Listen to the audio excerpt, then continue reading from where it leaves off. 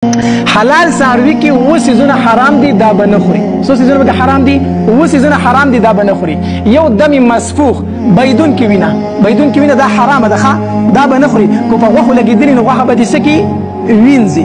دم مسفوخ هغه ته بيدونکې وینه، دا کو په کپړو ولګي نو کپړې پلیتۍ په د یو شي سره لګېدلې نو خوړل هم حرام دي.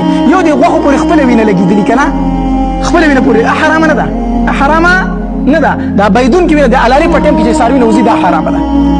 دویم د وړو بولو ځای، د وړو بولو ځای په مذکر څاروی دی که مؤنث څاروی دی ټیک شو، خو د وړو بولو ځای د هغې خوړل څه دي؟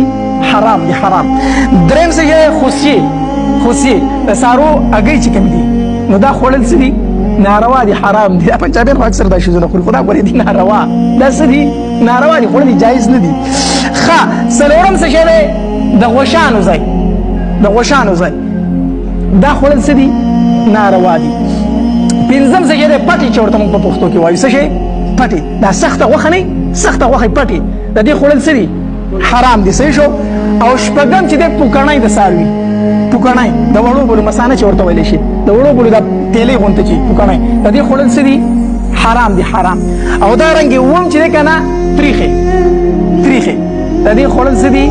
حرام دي. دا اووه څیزونه بالاتفاق د علماو په نسبت باندې حرام دي، دا به ترې نه خورئ اگر چې څاروی حلال دی. هم بعضې علماو یو حرامي مغز لیکلی دی، حرامي مغز. بعضې علما هغې ته هم حرام وایي، بعضې ورته نه وایي. دا حرامي مغز چې دی که نه